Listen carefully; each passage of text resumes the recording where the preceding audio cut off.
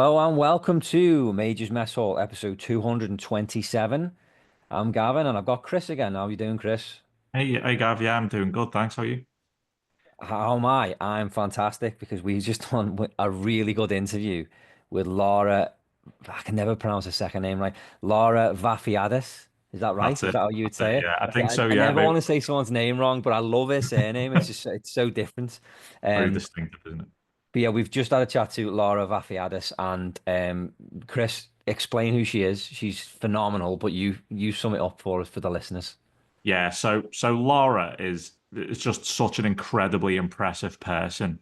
Um, she basically back in I say basically like this is a basic thing to achieve. It's so far from it, but in back in December of 2022, I think it was, she set off to do a 3,000 mile solo unassisted row across the Atlantic. I think from the Caribbean, basically. And yeah, she it took her 98 days out on ocean on her own in this small boat, which we'll stick a picture up on the video if we can. And yeah, she arrived back, I think it was like late March 2023, having completed this. All this whilst very shortly before this losing her dad, who was XSAS to prostate cancer. So, in part of doing this, she raised a very considerable amount of money. It was over £50,000 for the charities for Prostate Cancer UK, Plan International UK, and I think RA World and Our Only World. So she's incredibly impressive person, like so down to earth, so open emotionally, and yeah, I've known her for a while, and I'm so excited to sort of be able to speak to her and bring her on and talk to her, and I think the listeners are gonna absolutely love this. Yeah, because you went to one of her talks, didn't you? So you've I seen her in did, yeah. person and So about 2 years ago, something like that, she come and did a talk at my work where I was working at the time. And I just remember being sat there the entire time, just like open mouth, listening to her talk and just in complete awe at the woman sort of thing. So she's an incredibly impressive person. Like you're gonna hear it in the interview coming up how her amazing story and stuff. But yeah, very, very lucky. yeah, it's we talked to various actors and musicians and different people in the entertainment industry on this podcast, and I've done now for almost 10 years, and I've got to say, there's nobody more impressive that I've had a conversation with than Laura. Like, honestly, it was just, like you say, sitting there in awe, just like unbelievable that she did what she did under the circumstances as well, of losing her father, which, you're going to hear in the interview. We obviously don't want to go over what, again, what we've just spoke about, but we just wanted to kind of obviously give this a bit of an intro. Um, and look her up online, guys, if you haven't heard of her before, and follow her on social media. I know that she's quite active on Instagram.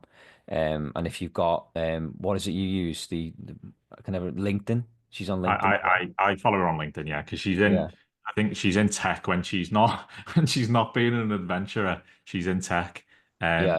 which is crazy, right? But yeah, she's also got a website, thisgirlrose.com, which This you can girl go and rose read. dot com. Yeah, which you can go and read a little bit about on her. She's under at Laura Vafiadis on Instagram.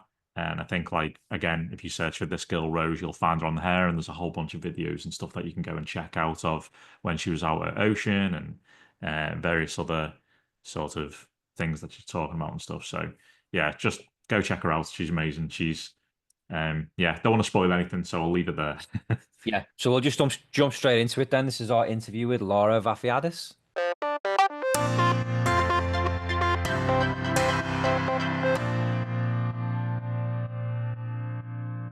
Hey, Laura, how's it going? Hi, how you doing? Hi. Yeah, all right, thanks. All right. Really excited about this. So thanks so much for doing this. Obviously, you already know me. This is Gav. He's Hi. the main host of this podcast. Yeah, super excited. How have you been? Yeah, no, good, good. I actually was listening to I had it on my walk last night. What's this guy's name? The Wallace and Gromit guy. Okay, that's a good Ben. episode. Yeah. Ben Oh Whitehead. my, Yeah. I didn't realize. I watched the Vengeance Most Fat in my head. I was like, it's the same voice, and then I got so excited by that. So yeah, sorry, I was listening to that. So yeah, great. Hello. As soon as you Super said, psyched that you said that. I was listening to your podcast. I'm like, oh no, please make it a good episode because some of them are great, some of them are not so great. But that was a good one, so I'm It was glad you really checked that good. one out. Cool. Loved So, it. sort of one thing that stood out about you for us, and we've both been sort of discussing it in the background, is just like how impressive of a person you are. You know what I mean? We have a lot of guests on who do a lot of cool things. Very few people that go and do a 3,000 mile solo unassisted Atlantic row. You know what I mean? Across the ocean, which is just bananas to us. So, sort of the very first question that sort of come to mind for me was, what was your upbringing like? What leads a person to go and do that? You know? I mean, we could literally speak for days about this. It's such an interesting, slightly weird conversation. So I grew up with four other. So there are four children in the family. So I'm one of three. I'm the third child. So in fairness, I think the joke is with the third child, that's the one that kind of gets ignored because you're not the oldest, you're not the youngest, you're like in the middle. You're normally the one that causes the most havoc. I think was the main issue. Yeah. So when we were really young, we used to have these completely insane holidays. Not like abroad. We just used to get chucked in a car, and then because of the way my dad loved doing adventurous things, which is obviously where I get this kind of streak from, he was like, right, we're going to go to like Ireland for the entirety of the summer holidays. So we chuck us all in this really old, beaten up that long wheelbase defenders that you can literally get like an entire town in. Yeah. So he'd shove us in with like wetsuits and windsurfers and like canoes, anything you can get on. We were the most loaded up car. Some of the pictures are hilarious. So that's like I was kind of brought up in this way that basically you can just go and spend time outside doing slightly crazy adventures. Like, why would you want to be inside? Why would you want to be stuck inside doing whatever it is children do now, which I think is like TikTok or something. Yeah. So yeah, that was I kind of had this. That we always had these elements of growing up that, like, yeah, nothing was out of bounds. So we wanted to go and do something. Like I was really into. It's gonna sound really. I was really into like fishing. I was like 10 or 11, and I just love That's the wild, concept man. of going out. It's so silly. And I was like, oh, can I go? I saw this thing, and we were in Ireland, and I was like, you can go and do those like day fishings, and it was like a deep sea fishing thing. And yeah, bearing in mind I was 10, I remember telling my dad, and he was like, yeah, that's a really, really good idea. My mum was like, you're not taking my 10-year-old daughter deep sea fishing on like basically the Atlantic. It's great. So yeah, I have these kind of visions of doing all these, yeah, just kind of doing all these different things and kind of not having anything off limits, which is yeah, kind of I guess why I'm the person I am today, Yeah, really. I guess to you then, like some of this like stuff that we would just deem inconceivable, like getting in a boat and doing a 3,000 mile road, just is so far from my list of priorities. It's unreal, right? But like, I guess like the way your father was and stuff, it sort of normalized adventure to you anyway. So maybe that isn't that far of a leap for someone like you. Yeah, I think potentially. I think yeah, when you think about and I obviously I have a lot of conversations over the last couple of years coming back from the row, and I'm going to say 99% of people that I talk to are like, "You're absolutely insane. Like, why would you want to do this? This is my worst nightmare, basically." And I think I had a real so all throughout my like teenage years, I was at boarding school, and I think I really struggled with the concept of kind of being my own person.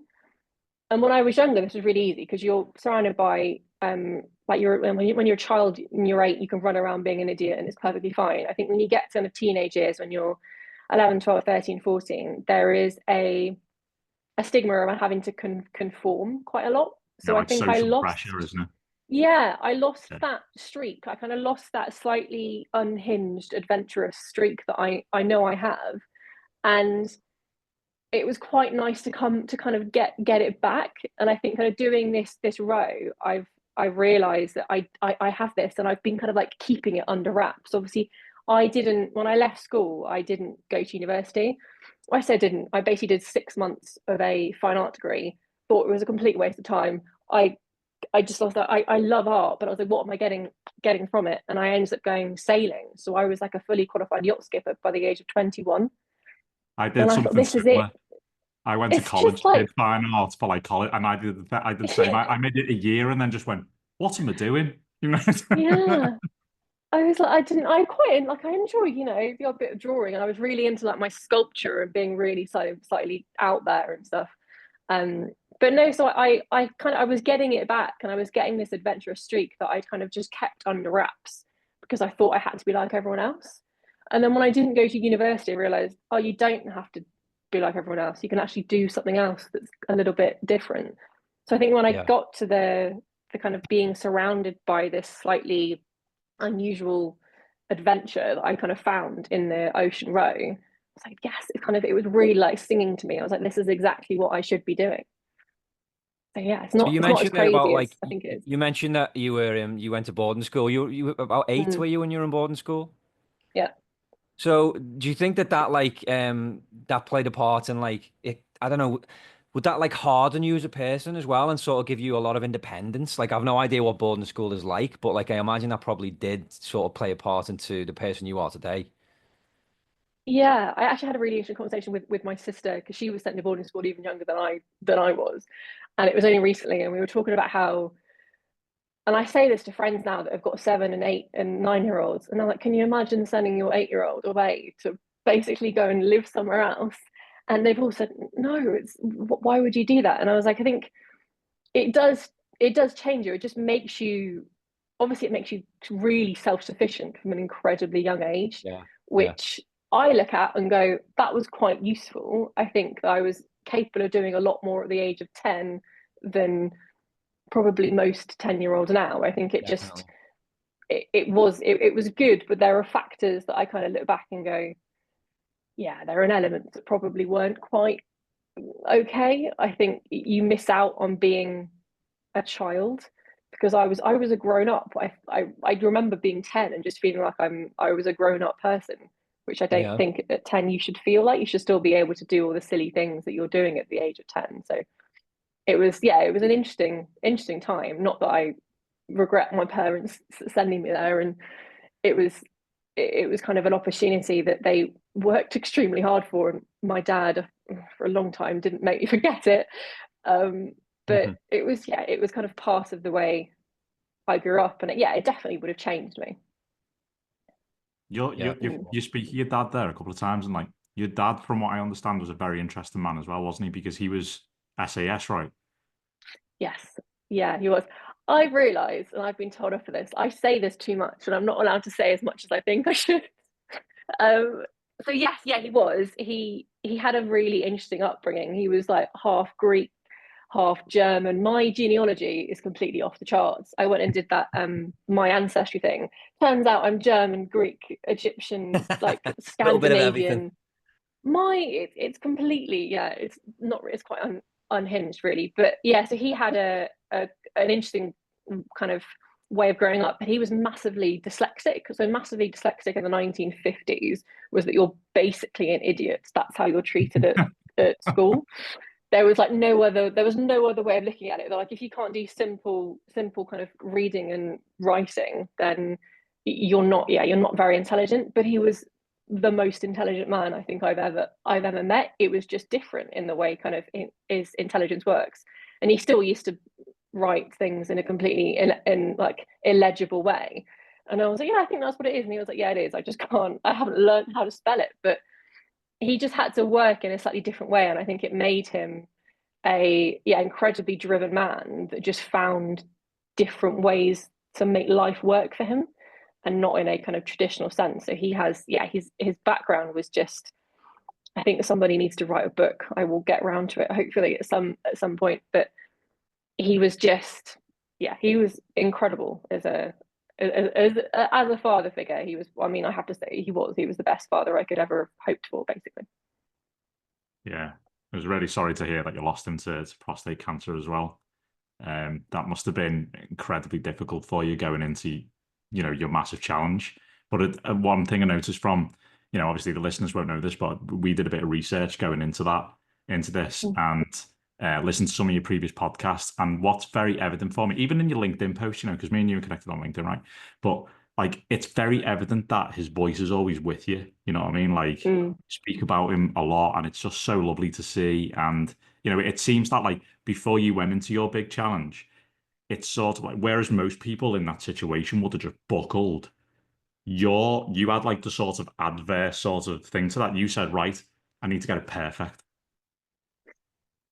It was because when I signed up to it, so I signed up to it when I was just turning 30, and the whole challenge takes, I mean, it took me 3 years to prepare for it. So this was 2019, and then this was obviously I was going to leave for the row in the end of 2020. And to begin with, it was all about kind of preparing and doing the row with him. He wouldn't be on the boat with me, but this was a challenge that he thought was completely like this. It was right up his alley, because he had always loved the ocean, and the concept that I could kind of propel myself across the ocean was the most exciting kind of opportunity that I could have. So for the first half of my 3 years preparation, it was fantastic, because we got to spend so much time getting really into the details and like the nitty-gritty of every single little bit of kit. Like if I had to have a particular bit of like this rope was lighter than this rope, because that means it'll keep the weight down. And I remember sending him, there was like a 35-page document for all of the kit that you needed to basically row an ocean. He sent it back to me within about like, I don't know, 3 hours, with kind of like notes and comments against every single thing. And he was like, right, we need this one, we need this one, we need to go investigate this. I read an article in like Practical Boat Owner, and this was the best PLB for this, a personal life-saving beacon. And it was just a really exciting time. And because it was during COVID, it was like our distraction from kind of just being in this weird Like bubble that we of were all in. bubble, Yeah. So it was a really like, I cherish that time more now than when I was actually in it, because I never thought there would come a time when he wouldn't be there, because he was there the entire time. And when it was getting to obviously my year, and it was 2020, and I remember I'd secured some sponsors, and I'd finally managed to buy my boat, and it was such an exciting, massive moment, because I was like, the boat is here. I can basically, whatever happens, I can now officially do the row, because I've actually got a boat. I'm not going to be doing it in like half a bathtub or something. So it made it really real, but it was at the same time, obviously my dad's health was deteriorating at such a rate. It was kind of giving me a little bit of kind of something to focus on, but also the realization I never thought he wouldn't be there. So when actually he did pass away, so he passed away on the 14th of September 2022. It was such a I don't quite understand how I never really understood that was going to be how it ended, which is really strange. I think I never imagined. I mean, from I anyone guess looking inwards, you come from like a sort of, the type of character he was, and obviously the type of character you were. It's like, you know, losing's not an option. Quitting's not an option. It's like push forward and stuff. So I can imagine that probably played a part in that. It's not like denial. It's just like, you know, that sort of unwillingness to accept that defeat is ever an option. Yeah, I think that's exactly it. It was never until he was at home with us, and it was lovely, and we kind of managed to have the last kind of a couple of hours together with all of the family. But I think all of us were in this weird state of denial. Basically, we're like, this is never going to happen, because he's the man that can run up hills quicker than anyone. And I tell stories now when I talk about grief. It's like it's such an odd feeling to kind of go through, and I hadn't fully appreciated losing someone so close to you. I know I'd lost grandparents, I've lost friends from various things, but actually losing him was just it's just changed me forever, and I will never be the same person I was before he was actually here. But I think when he passed away, it was like, yeah, I could have let it stop me, and I think most people maybe probably would have done. But Yeah. yeah, there's no way. Like his voice in my head is so loud that he that was it. Like that was I had to do it. I had to do it properly. I had to make sure that I was kind of as prepared as I possibly could be. I was mentally probably quite broken, if I'm being really Yeah. honest. But I had to put it in like a box, compartmentalize, and just go, what would he want me to do? And that Yeah. was just to do the thing. Don't get distracted and do it for him, which is Yeah. where I ended up being. That's Was the there most like a that's the most mind-blowing thing to me as well. Secondary to actually doing what you did in 98 days, but like under the circumstances of like of you doing like I just don't like my grandfather's like sadly like he's 93, he's probably only got a few weeks left to be honest with you. He's got cancer and he's had an amazing life, and to get to that age is amazing. But like the thought of losing him, even now, I'm just like there's things I just go, I don't want to do this. I can't be bothered doing this. I don't want to go there. I don't want to see these people. I just want to be on my own. Like that's why I can't get my head around like being in that mindset of like it's such an inspiration to hear you actually do that under those circumstances of losing somebody so special to you. And like it's just honestly it's amazing, and it was like it's a true testament to him as well, and your relationship with him. It's what makes this whole story so inspiring, to be honest. It really is. Like when I read it, because Chris told me about you, I hadn't heard of you before. Chris told me about you, and just reading up, I was like, I can't believe this. This is just incredible. It really is. It's so inspiring. That's very kind, and I'm sorry to hear about your grandfather. I think it's it's genuinely. I think it was probably that there was a moment, and I was like, there was a moment where it could have all just kind of taken over.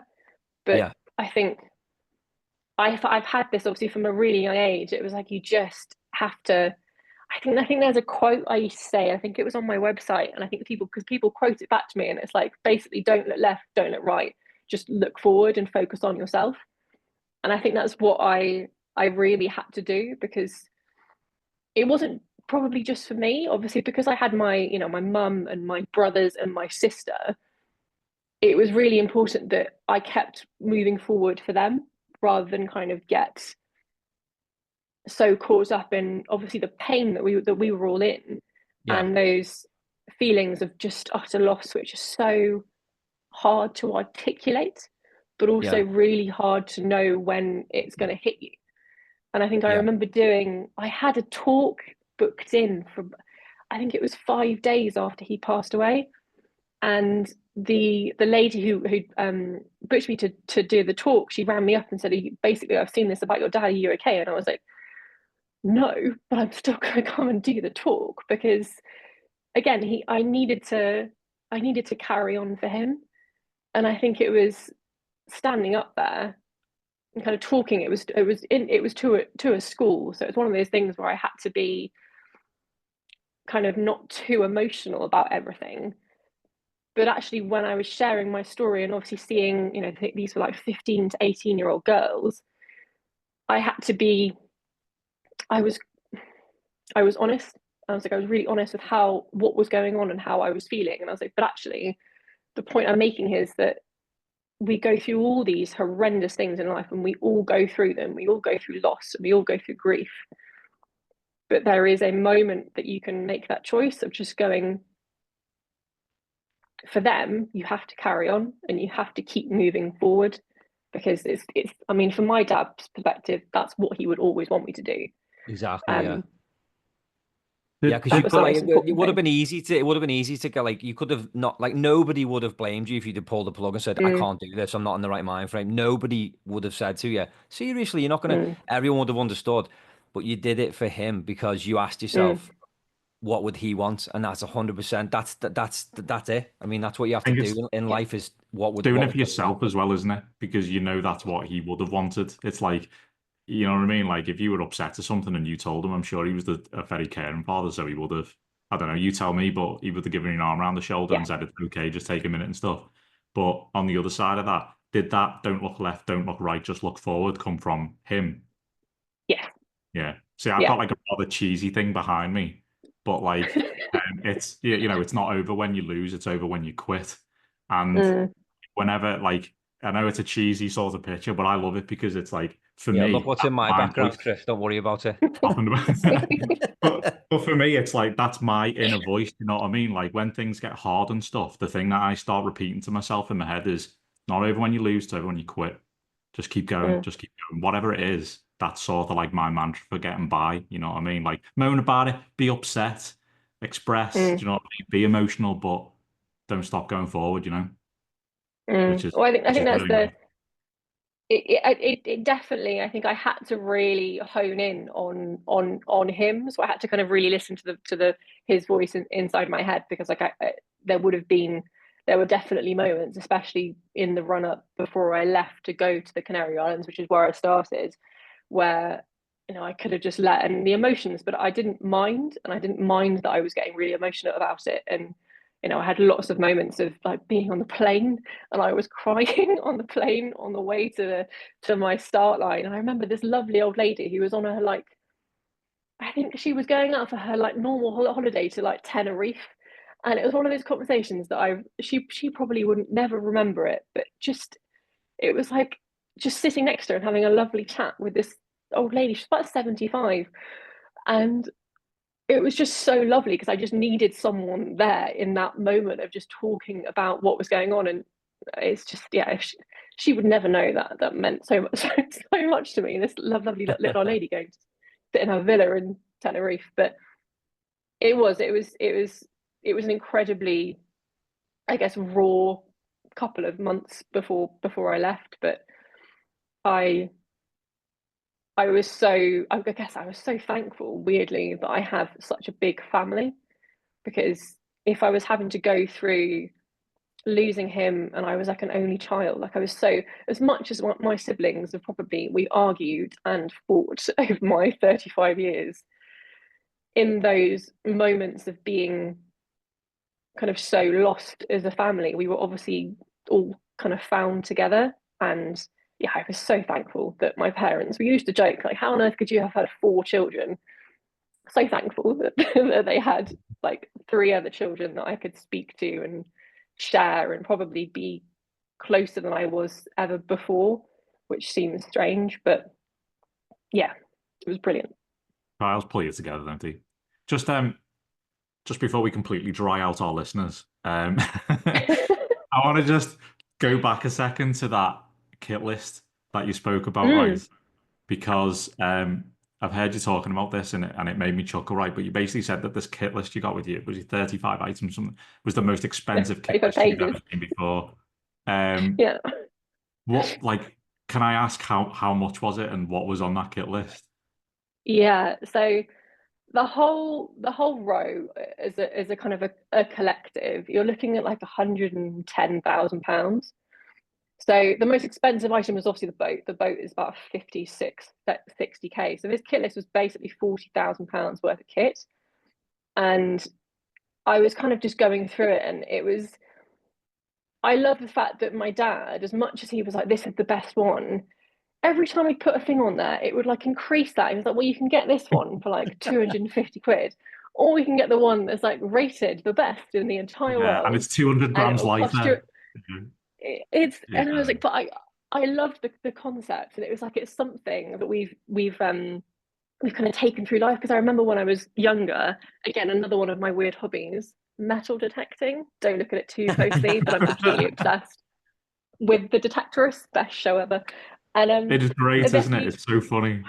I love it so much. And he bought myself and my brother a metal detector. This would have been 20 something years ago, and we got it out a couple of weeks ago. It's still brilliant. It still works. And I was like, this is proving the point that if you buy well 20 years ago, it will still work. And I was like, so I get his concept, but I just remember going, I'm on a budget here. Like Yeah. I haven't got endless money, and I have to ask people for this kit. So it was, yeah, it was his way of doing things. You basically do it properly, or you just don't do it. Like this is Did silly. you You buy a get the lot of right these kit. sort of like the next step items then? So like is the times where you were doing your row right where you sat there and gone, Mm. God, he's right. I'm gonna say he was probably chuckling to himself, watching down when he was like, "You should have bought that one because it was a little bit better." And it was like one of the lines of my various bits of kit, and I was like, "That's actually really heavy. It's taking up a lot of space. I probably should have bought the other one because it would have taken up less space. I would have been able to pack something else." So yeah, there was many times throughout the 98 days where I was kind of going, "Yeah, he was actually he was right on those." So That was a of man course who he knew was. the value of good kit. Yes, Yeah, absolutely.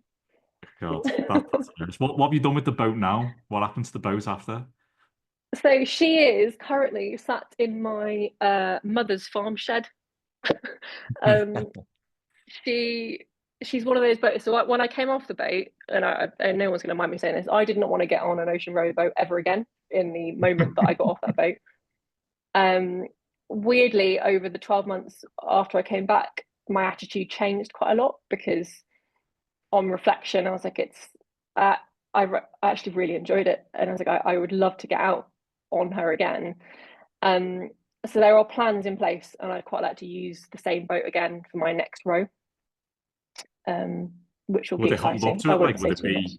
would it be well enough? Like, I don't know what the sort of wear and tear that 90, what is it, 98, 99 days at sea does Nine, to something like 98 days, yeah. Well, I mean, she came back, and again, from my dad, you've got to look after your kit, right? So I was very meticulous in making sure that the boat in itself, even though I was, myself was probably in quite a sore, kind of a sorry state, the boat turned up in really good condition because I was like, I kept it clean. I made sure everything worked still. There was a couple of things I couldn't fix while on my kind of journey. But she's in cracking condition, so she's absolutely fine to kind of do another row. She's just very small, so she is the smallest ocean rowing boat you could. I think that you're allowed to actually cross in. So there are other boats that solos can do it in, and they're probably about 6 foot longer. So she was very little. She was just under 19 foot. So it's one of those things where for my next rows they'll probably be in slightly more treacherous waters. So the concept of doing it in the same boat is a little bit worrisome, but she kept me safe for those 90 days, and I went through everything in her. So I feel like I kind of owe it to her to not leave her on the shelf. So the Is it an plan is to element kind now of of get her out like, again. is it an element of like, that boat now as well, like the back of I your hand? do, yeah. Yeah, I think it's like because I kind of that was my life. Well, not just for the 3 months I was on her, but obviously for the kind of 4 or 5 months that I spent getting to know her on land and then during training. So I feel like if I move to any other boat, obviously they're quite similar in their design, but I know the way that she handles and certain things, and I know like the tiny little elements of moving a little bit of weight to the port side and to the starboard will kind of change the way that she moves during particular waves. So yes, I do think Intimate I'm going to hold knowledge. on to her for now. What did you Yeah, ever do, by the way? Like, there's a strut, isn't there, in the compartment where you sleep? yeah. And what did you do about the sleeping? Because I've heard you talk about this before. Like, and you're like, do I put my legs to the side? Do I like just Oh put it in god. between? Like, what do I do? So it was one of those things, and when I first got in her, I was like, yeah, it's not that, it's obviously not made for comfort. It's not a comfortable place to be. But it is, there's this massive dagger board, and it's probably about like that wide, and it goes to kind of the absolute middle of my cabin. So kind of goes down. So it's able to kind of keep me stable when it actually goes through the water. But because I'm not short. I'm kind of 5'8". There was no way I was going to be able to sleep in any other direction other than like straddling the dagger board, which is not the most ladylike thing to do, but it's fine, whatever. So that's I'm kind of sure that I was the ended up least of kind your of worries doing. at sea for that long. I was like, it was.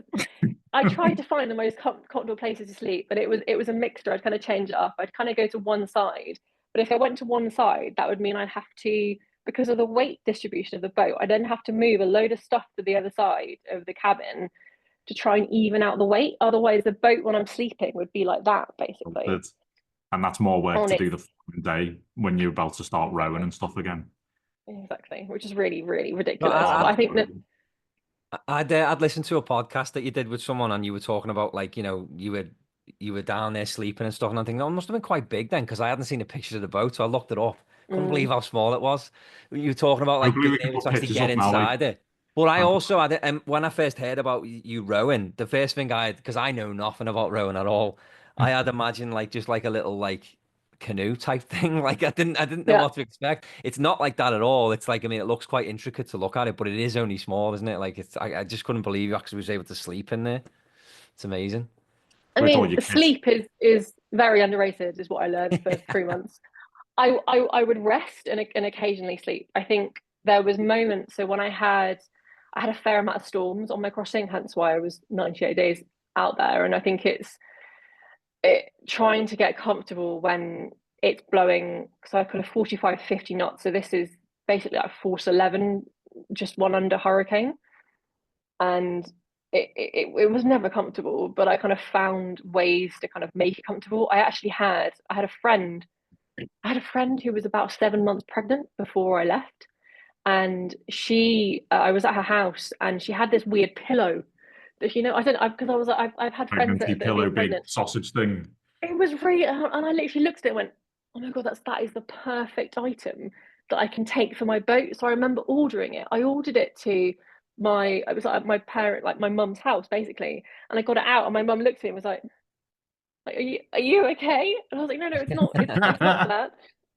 It's because it was such a lovely sausage shape, and I could kind of squish it down, and it was like partially waterproof or something. So yeah, that was my weirdest thing that I had on the boat, was I had a really long pregnancy pillow, because I could just I could like curl it up, or I could put it around me. I could kind of like have it wrapped around me like some kind of donut, or I could have it between my legs and try and like shove up against one side. So yeah, comfort and sleep were not really an Yeah. item very high on the agenda, if I'm I bet being you that honest. pillow helped though. I bet you that helped It massively. was the best thing, honestly. I like my dad did not come up with that idea either, so he could not take it from me. But yes, it was the weirdest thing, but also probably the best thing I actually ordered. It was great. So when you were out you were actually out on the ocean, like how far away are people from you? Like if you were to need help or Mm. something, are you literally like on your own, or is there people keeping watch on you? You know what I mean? So on the boat, because of the way that the Spanish authorities are very strict, so you do have to have trackers on your boat to be able to make sure that if anything goes wrong, I've got various kind of emergency beacons, so you could track me the whole way along. So I obviously have people back in the UK, specifically my brother, who was my kind of shore support, who I could call up if anything went wrong, so he could track me. He did tell Did you me have when like I a sat phone as well then, did you? Yeah. Yes, yeah. Yeah. So basically, I could kind of call him up and say if there was a particular issue that I was struggling to fix, or he would call me up normally with like the bad news that the weather was going to get horrendous. So yeah, so I had trackers on the boat, but from a perspective of if I had any issues, it would have been like I mean, on any other boat, it would be calling a mayday, and hopefully someone might appear. I think Hopefully. on Wow. average, I think on average there was a boat, maybe 4 or 5 years ago. There was like a pair on.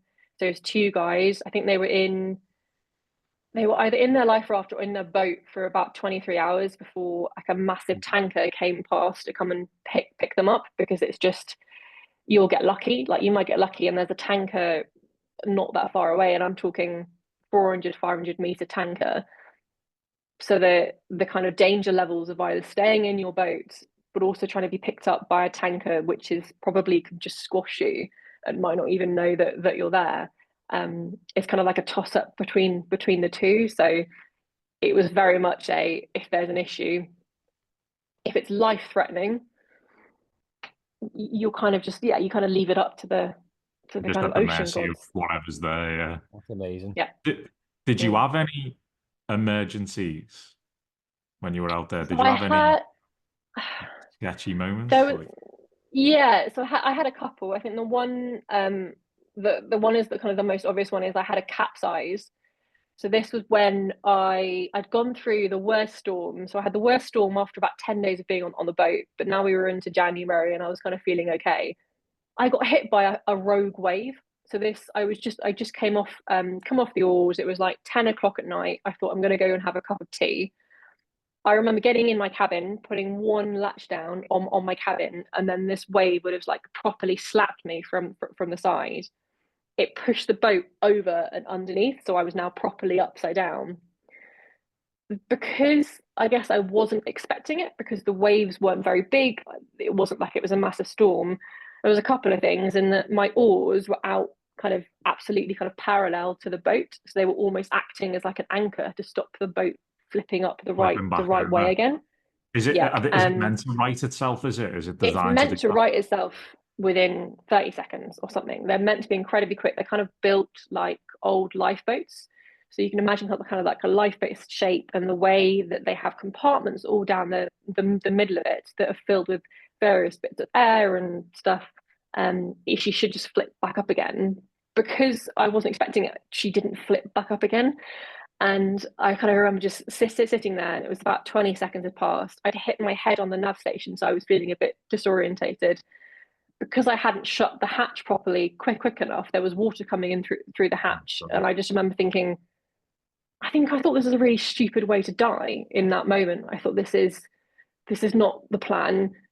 We can't die like this, because this is ridiculous. I'm upside down, and this is not the way it was meant to go. So it took probably a couple of minutes, which was the longest minutes of my life. I started kind of moving from side to side, and then eventually I kind of felt like a little wave, and it's like she popped back up again. And I do remember kind of taking some time just to go. I mean, that was a little bit close for comfort, but I kind of thought, well, I've gone through that. That has to be the worst thing that I'm going to go through, really, and I'll be okay. But that was that was the worst thing. I had storms. I had various issues with ropes getting caught around my rudder. I had to kind of try and get the rope out from around my rudder, and that Times was a where you had to whole, get in the water to deal with stuff like that. yeah, which was That not must be very fun. terrifying. No.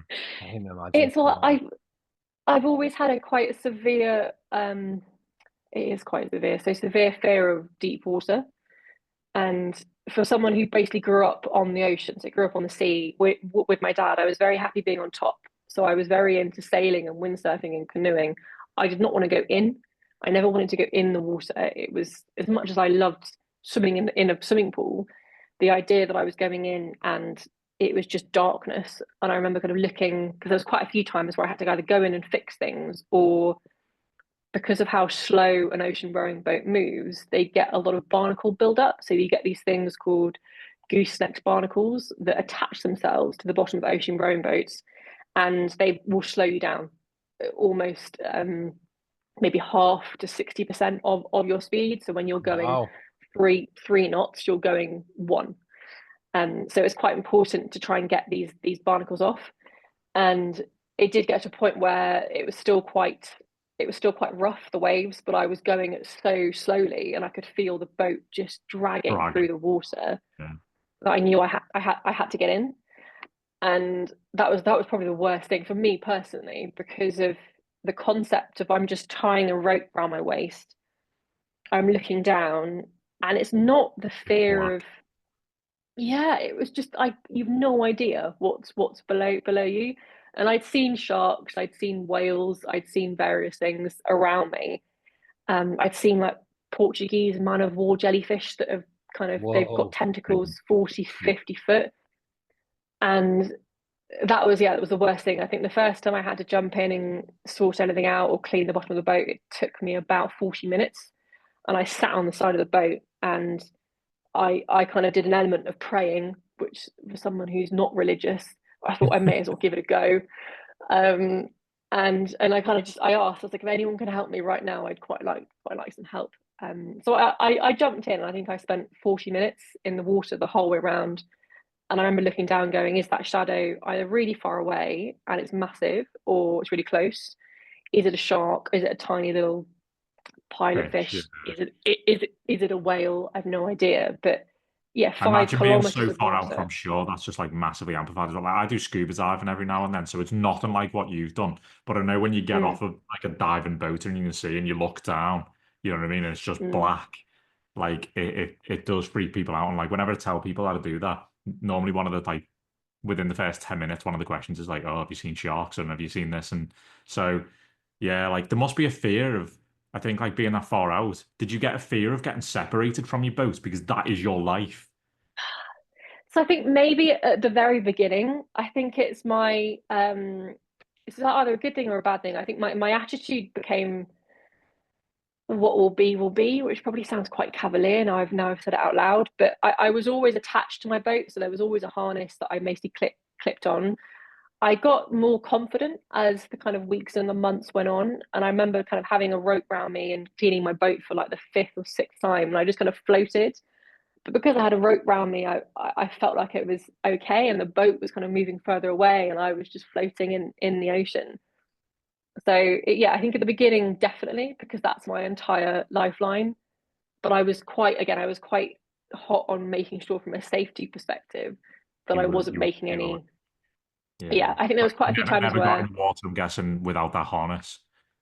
exactly like I had to make sure because I'd seen how quickly boats can move away. So because of my sailing, I used to I mean people used to jump in. I used to go and like yacht skipper for people, and you can either jump in and we just used to kind of sail around, and everyone used to say it was really surprising how quickly, so I'm not moving at all, but how quickly that boat moves away from me.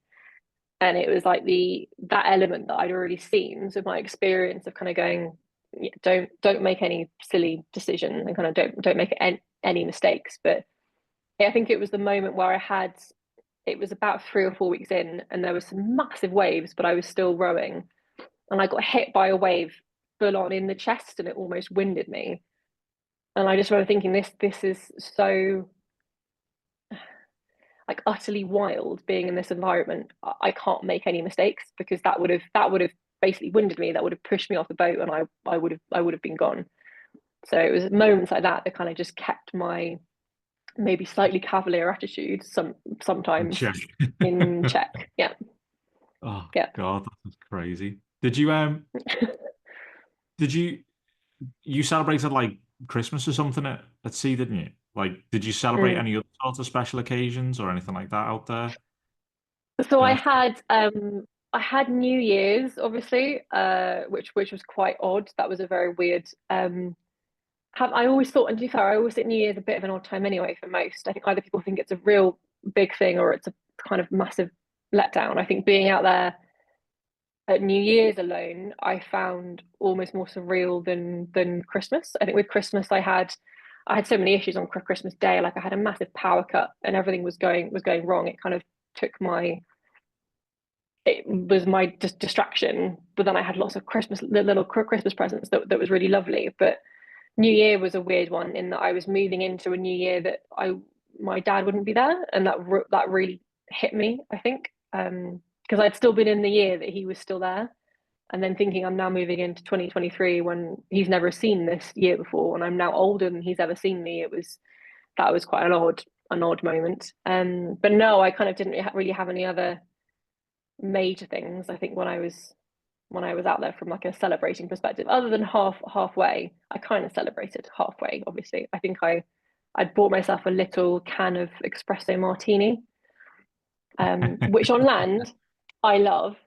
I took one sip of it on this boat, and I was like, "Oh no, I can't have any alcohol," because I got so used to not having. It just felt really wrong. So I was quite disappointed. I was like, "I'm gonna have my little espresso martini." I'm obviously made up for it when I got to the other side. So Yeah, big time. Did Yeah, you so I know that you experienced like seasickness at first, you know, that when you first set off kind of thing. Did once that had passed, were you fine? Did you still experience seasickness as you were going, or was it just that one fluke? no, so that was the only, I guess that's the only thing that I know my dad was going to be properly annoyed at me for.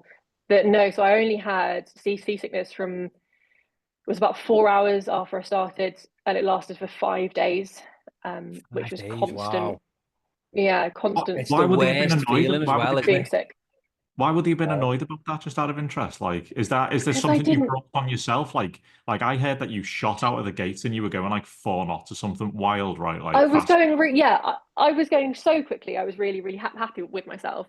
The reason he would be annoyed is that I didn't prepare for it, even though I didn't think it would happen. So it was never on my list that I was going to Uh, get seasickness. But obviously, I sailed. I mean, I've got hundreds of thousands of sailing miles. I've been on a boat since I was 2. I've never been seasick throughout anything. Like I was That's the hard for one it to whenever I happen. was, yeah, I was the one whenever I was working on boats. I was the one to go down below, make the tea, make the food if anyone needs it, because no one could go down below. And it annoyed me in that moment that I was like, it hadn't even dawned on me that this was an option, that I was going to get this sick. But it was horrendous. It was 5 days. I'm sorry if anyone's eating, but 5 days of just constantly throwing up. And Oh, it was like I honestly felt I've never felt that horrendous, actually. Not even like, I imagine, like, I've seen people and it's kind of lasted a couple of hours and stuff, but the fact that it went on for so long, I could hardly keep water down. I think the moment I was drinking a little bit more, and then on the fifth day, for some reason, I ate like a whole packet of biltong. I was like, I really needed, I don't know if it was the salt or the meatiness. After that, I was completely fine. But no, I didn't have anything after that. And I was really annoyed because I'd spent about 3 hours the night before making, oh God, there was like 30 peanut butter and jam sandwiches, because I was obsessed with peanut butter. Couldn't eat any of them. So I had Oh to throw no. them all, they I had all to just throw go to them waste. because well, the one, I think Oh, it's because I had a little bit before I was sick. And then it was like, for quite a while, I couldn't eat any peanut Yeah, it butter. puts you love off, doesn't it? wasted I'm peanut the butter. same. If I eat something and then I'm sick, I can't eat that thing. It ruins it for me. I can't. Yeah. And It was sometimes it's the loveliest horrible. thing as well. And it's like, I've ruined it now. Yeah. Totally get You that. end up Yeah. doing that with like I think we've all done that with some sort of alcoholic drink as well, haven't we? At some Yeah. stage. I can no longer Yeah. Yeah. drink Southern Comfort, and I loved Southern Comfort. Yeah. Yeah. That's reminds me when I was like 16. I mean, yeah, whatever age I was drinking, probably 16, Southern Comfort and Coke or something when I was at, yeah, Yeah. God, no, Yeah, not mine okay. was a Twizzler or Swizzler. It was like Southern Comfort lime and lemonade, and it was just yeah, it was very fruity tasting, which was palatable to a younger mouth. You know what I mean? Yeah. Yeah, there we go. What was so sort of like we've touched on it a little bit there, but like how much of the challenge was physical versus mental, and like how do you sort of prepare yourself for those things? Because I've heard you in the past mention that, like, about not feeling good enough, or maybe talking about imposter syndrome and things like that. And I Mm. think I think that plays a massive part in most people's lives. And even without knowing it, like I think it's a battle a lot of people have daily. Like, how do you yeah, like how well, like what is the split of physical versus mental, and how do you sort of just how does that all play out? Mm. So I think from, yeah, kind of a physical versus mental situation, I think when most people think about an ocean row, they would automatically think it's a more of a physical challenge. I think there's obviously there are elements you need to be able to row consistently for 14, 15, 16 hours a day.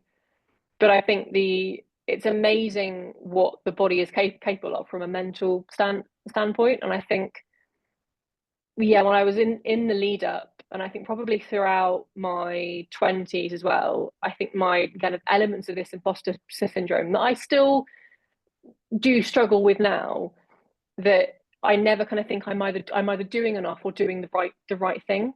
So I think this is part of what I probably enjoyed learning most about myself during the row, is that I definitely was not the fittest person starting out, but from a mental capacity, my ability just to keep going, I think, was just super important. And that was quite hard to train for, in a sense, because I was like, how am I going to know how I'm going to feel after 45 days of being alone, or after something goes wrong, or something breaks? But that element of you just carry on.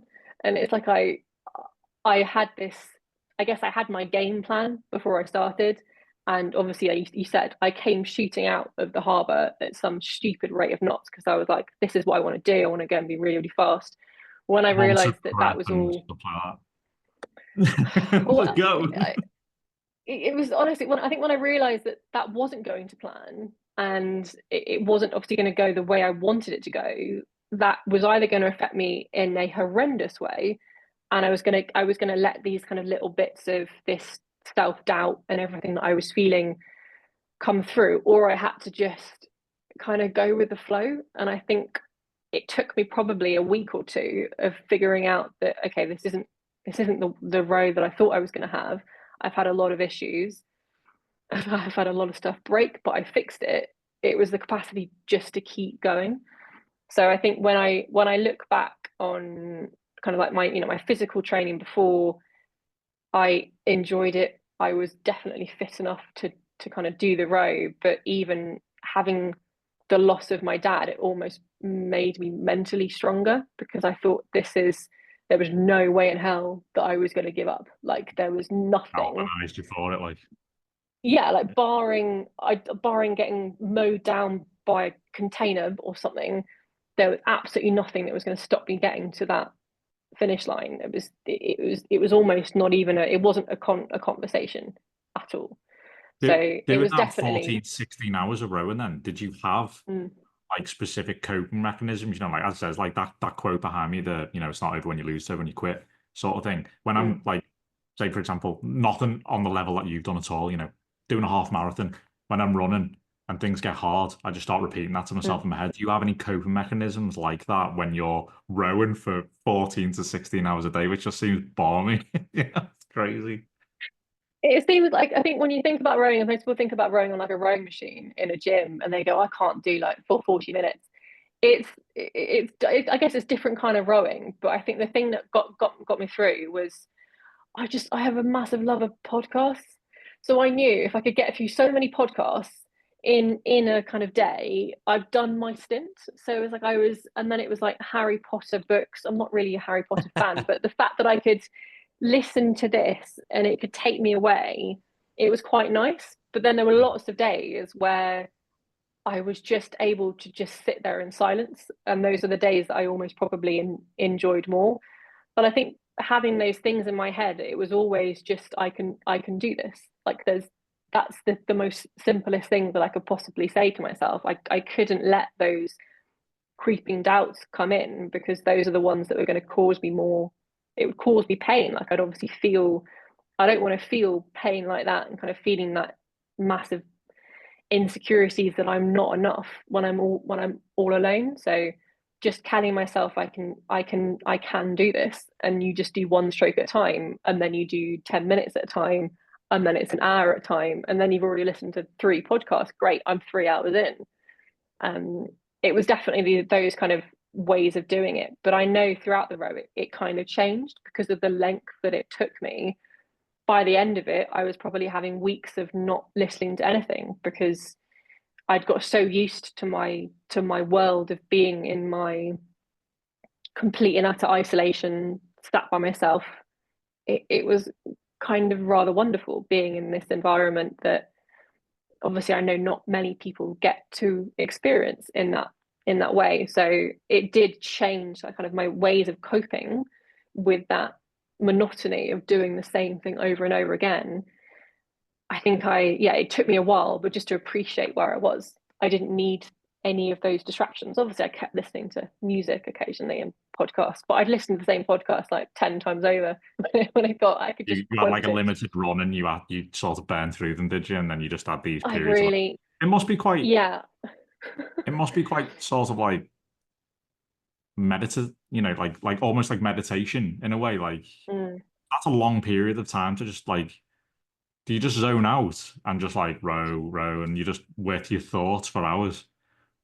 Genuinely, I think that there'd be times where there'd been so much time that had passed, I'd like missed my little lunch spot. I was like, because I would just stop for maybe half an hour and have lunch, but it was because I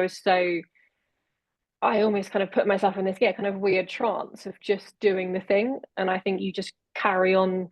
If I carried on doing the things, I carried on rowing, I, I kind of, I would lose sense of time. I'd lose sense of many things really. But yeah, just being alone in my own thoughts was, there aren't many places that you can do that in such a kind of isolated, but also completely off grid and quiet sense. Like the element of like silence was just unbelievable. Obviously, I could hear kind of the occasional birds, and then the way my oars would dip in the water, and that's what I would hear. But I remember getting on land and just thinking, oh my gosh, this it's really loud.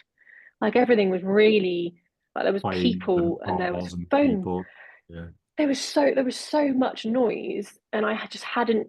it was so difficult for me to, I guess, kind of get out of this situation where I'd been so surrounded by this incredible kind of ocean silence, and then being in that, and it was really bright as well. I found the world really, like, the colors seemed really odd to me when I turned up, because again I hadn't seen much for that You've been amount of looking at your time. boat and you're blue for Yeah, 100, nearly 100 days. Yeah, that's crazy. yeah, Did you really odd. did you get like a load of sort of media attention at the end of it and stuff?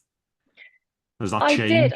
Is it, have you got fans and things I like that at all? Like, I had a few throughout the thing. So I think there was like a story about me in like the Daily Mail, which I found really funny. And then I was in the Guardian halfway through. And then actually there was this, it's like the biggest Greek newspaper in Australia.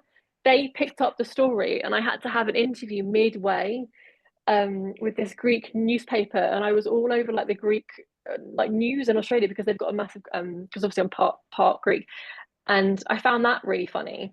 Um, I think I was surprised because I was sending stuff back to I had a wonderful girl called Lottie who ran all of my social media, because I was like, people needed to follow. So I was sending back videos and photos, but obviously wasn't seeing how people were interacting with it. I didn't quite understand, I guess, from like a global perspective, how many people were following my crazy little story. So coming back onto land and then reading some of the comments, it was a little bit overwhelming, because I realized that it was all these people had been watching, and they were all quite invested in what I was doing, and I never quite understood that, because from my perspective it was just me and then my family, and then I realized actually it was a lot of other people that were also yeah, getting involved. And I remember reading it was about it on BBC News and stuff at the time and go, wow, this is just mental. Do you know what I mean? And so never thought that I'd get the chance to actually, know you and speak to you and stuff.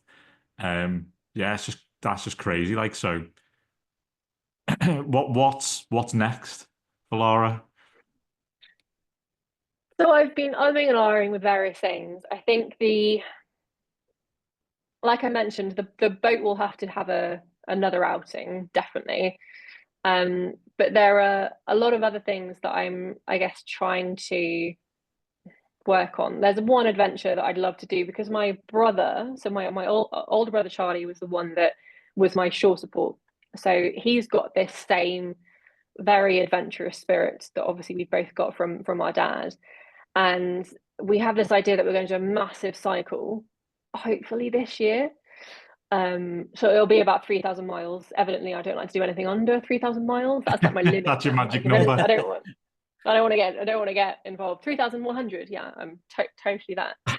So there's a couple of things like that, and then there is a row that's the North Atlantic row that I'm at the moment trying to figure out if I'm able to do it. The reason being, it's not done for various reasons, and there's only been very few people that have ever taken it on. No woman's done it solo, because it's so unpredictable, and it's not Because of like the difference in the ocean conditions, is it? it's yeah, and you get these little. So whereas the east to west is supposedly predominantly slightly more predictable, so you can kind of know where the trade winds are going to be, you kind of know where the currents are going to be, and they should be all going the same direction. In my year it wasn't, it was a disaster, but that should be the way it was working. But from a North Atlantic, I'd be basically coming back around, and then hopefully landing in the UK. So there is a row from mainland North America to the UK, and that's kind of the plan that I would like to do. But it's just like I say, it's not done. So it's, as my dad would say, I've got to do it properly. So there's various things I have to make sure it would just be obviously just me, and I need to figure it out. But that's the plan. I have to That's do all. another row. It's just You're looking at doing that next year, right? Because I know yeah, you're seeking sponsors at the minute, aren't you?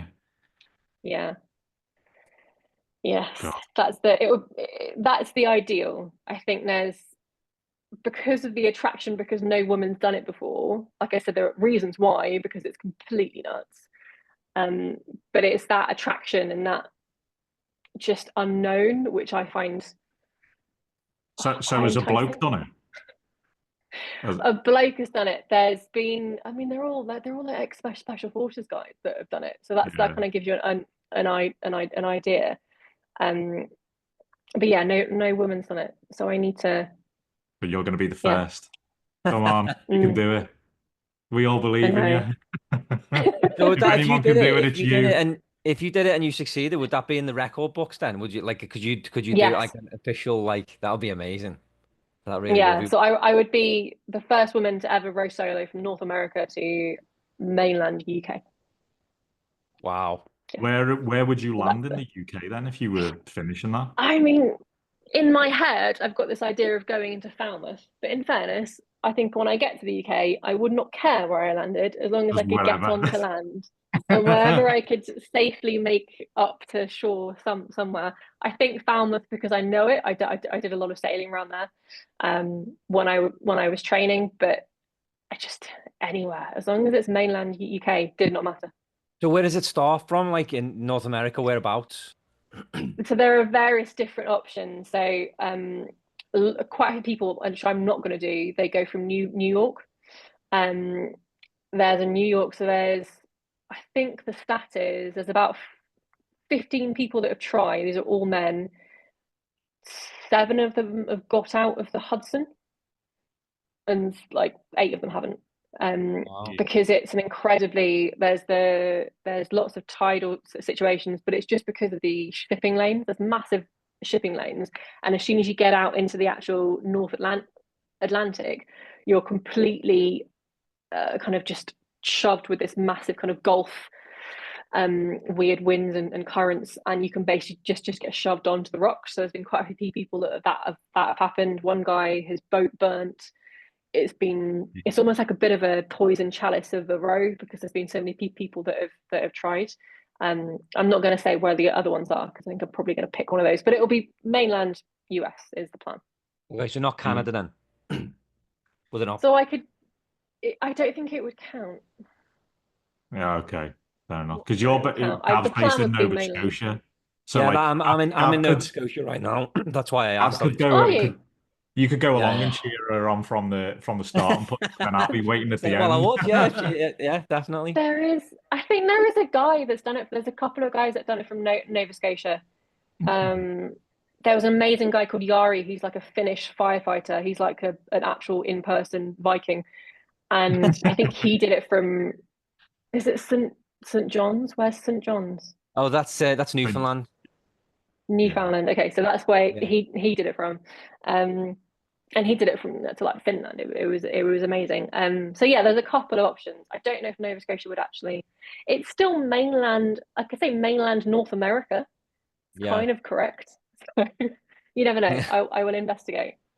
There's some serious from what I heard, there's some serious oceans around there. They're not to be trifled with, but Yeah. Yeah, I don't that's think I'm going awesome. to come in with quite a good a tan as I came into the Caribbean. I'm just going to be really like Uh, white when I arrive in the UK, so it's fine.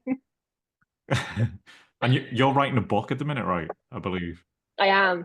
Yes, I've finished it. Turns out writing a book is way harder than rowing an ocean. Just really difficult. It's finished. It's currently in editing. I'm trying to convince a couple of agents to take it on at the moment. So it's kind of to do with grief and the row and everything around there, basically.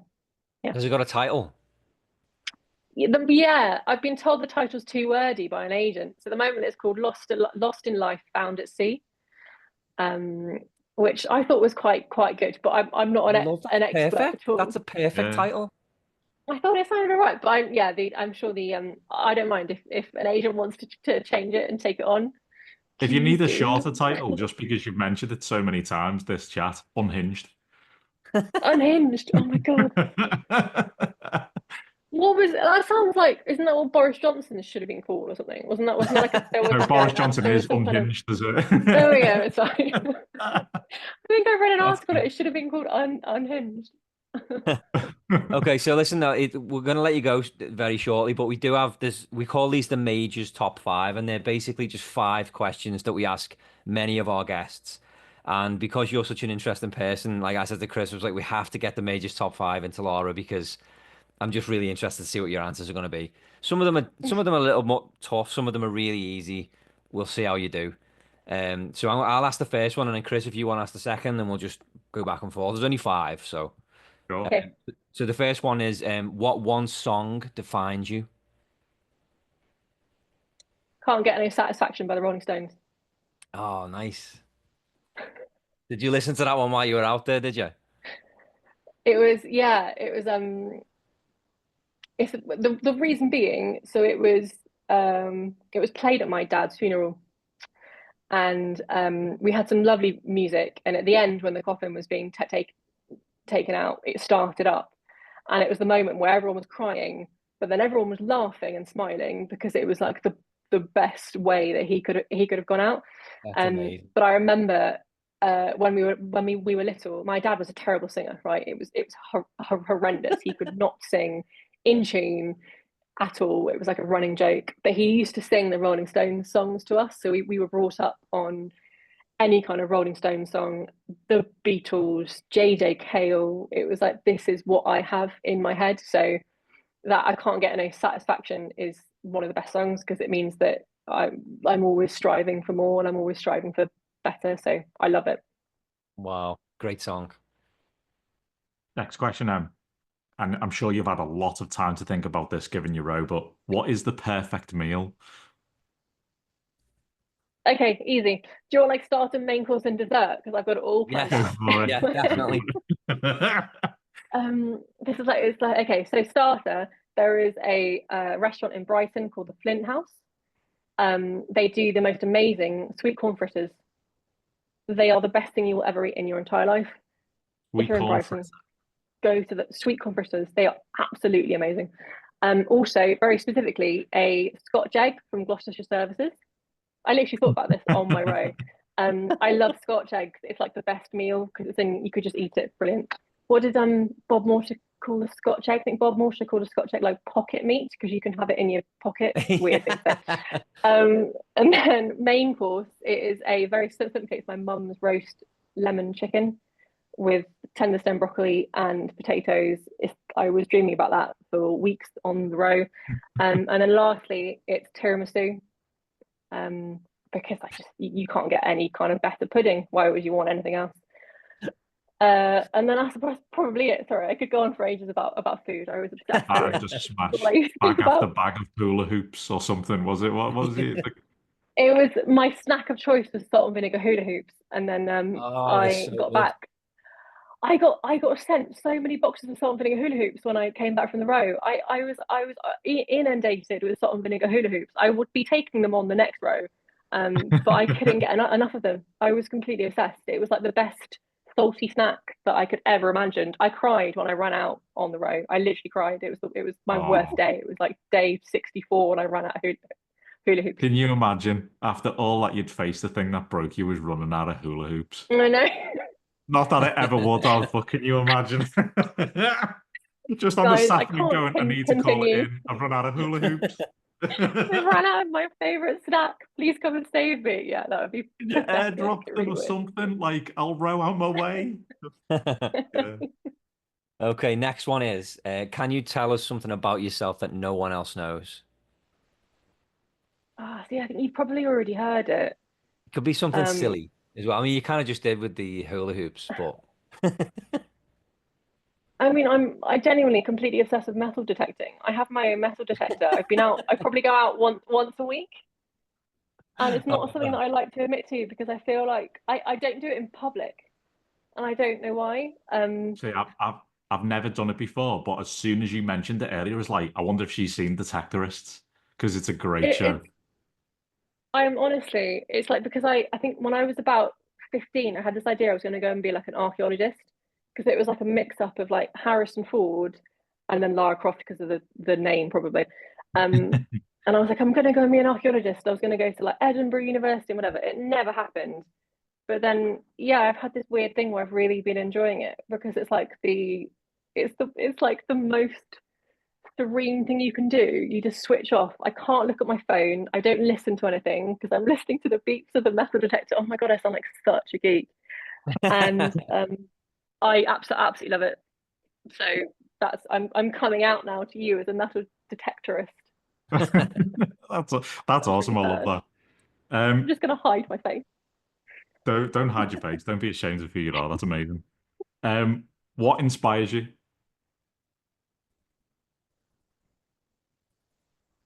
Two things. So I guess if I look at it from life perspective, I'm inspired to always just do better. And the reason why is that in the world that we live at the moment, if we look at women and children, I do a lot of charity work for a charity called Plan, and there are hundreds of thousands of girls around the world that basically have zero access to education, zero access to water, and everything that goes along with that. I get quite frustrated that we are now in 2025. Sorry, I just got really serious. 2025, that we still struggle to, I guess, allow these incredible girls to have access to things that are really, really, really simple. So when I go and do a lot of talking around what women and girls can achieve, I think that's my kind of reason for being. I think it's making sure that women understand that there are no limits to what they can achieve and what they can do. So I talk a lot in schools about girls going to become whatever they want to be. You know, you don't have to be sat in your careers advice lesson and you're being told you can go and do things that women should be doing. If you want to go and be a rocket scientist or anything that kind of normally have been male dominated things, go and do it. So I think that's what I get quite, oh no, I'm sorry, I got really serious, but get quite kind of serious about, because it kind of pains me that we still have these issues. And there's a really interesting stat, and it's like we are still 134 years off equality if the way it works now. So this is for women across the world. It's a crazy stat, but that's how far off we are. So that's what inspires me. Amazing. Okay, And final all the more question reason for you to go from Northland America to Northland UK and prove it. Exactly, yeah. Doesn't matter. Yeah. Bloke's done it, so what? Okay, the last question is favorite place to be. Okay. Can I give two answers? Of course. So I'm going to give one that was in the past. It's a weird thing, and one that's kind of now. So my physical favorite place to be it's on the beaches in Antigua, because it means a lot to me that I got there. But it was almost also my parents' honeymoon destination. So it's kind of got a lot of kind of emotional connection. So Half Moon Bay in Antigua, to be very specific. And Half then Moon. a place, Half Moon Bay, it's amazing. But there's a place that's probably would be my favorite place to be, and that is every time I used to go away and do an adventure, my dad would have this weird thing of just showing up anywhere, and it makes me upset because I've been thinking about it recently, and he's never going to be there when I'm going to do these things. So he used to have the thing where he just used to turn up without telling anyone. And I remember having my first Atlantic crossing, and it was a North Atlantic crossing on a boat with about 7 or 8 people. And we were coming into the Azores. So there are these crazy islands that you probably wouldn't ever go to unless you're on a boat in the North Atlantic. And I remember I had some lines in my hand, and there was a guy standing on the dock. I threw the lines and said, "Can you help me?" He looked up, and it was my dad, because he'd flown over just to come and see me, because he was just really proud that I'd done my first Atlantic crossing. And it's upsetting because he's never going to just randomly pop up places. But I guess that's probably my favorite place to be, is those places where I thought he'd never be, and there he was. That's amazing. And the thing is as well is that like, and I'm a firm believer in this. I'm not like a religious person, but I truly believe that like somebody is never truly gone as long as you remember them. And every time you do a podcast, or you're writing a book, or you do one of your rows, you're keeping his memory alive. So he's never actually truly gone, if that makes sense. And that gives me so much comfort to look at it like that. So yeah, it really is amazing. And Chris and I are very, very fortunate to have been able to sit down and talk to you today. So we really appreciate you doing this. We really do.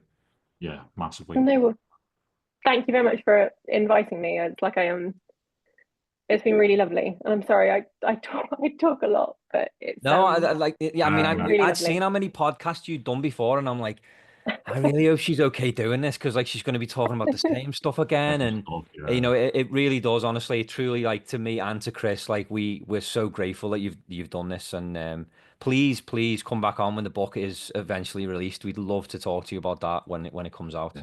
Definitely. And when you've got to mainland Definitely. UK, Oh Yes, yeah, yeah. exactly. tell us Well, about it. you can just come and Yeah. you Oh, can I'd come and definitely buy be me a up for pint when I finished. that. Be waiting there with a pint and a bag of salt and vinegar Salt hula and vinegar hoops. hula hoops. Yeah. Yeah. Well, I'll be here. I'll give you the hula hoops on this side of the Atlantic, Yeah, and he'll be on the other you can side. just throw them. If you throw Yeah. them to me, and then it'll be great. Yeah. Yeah, that's awesome. Excellent. Okay, Lara, we're going to let you go now, but again, thank you so much. This has been wonderful. Yeah, No, well, absolutely. thank you very much. Appreciate it. I hope you both have a lovely rest of your day. You Thanks, too. Laura. Can't wait for people to listen to this. They're Yeah. gonna love it. Thank Talk to you you. soon. Bye. See you, Bye. Laura. Bye. Bye.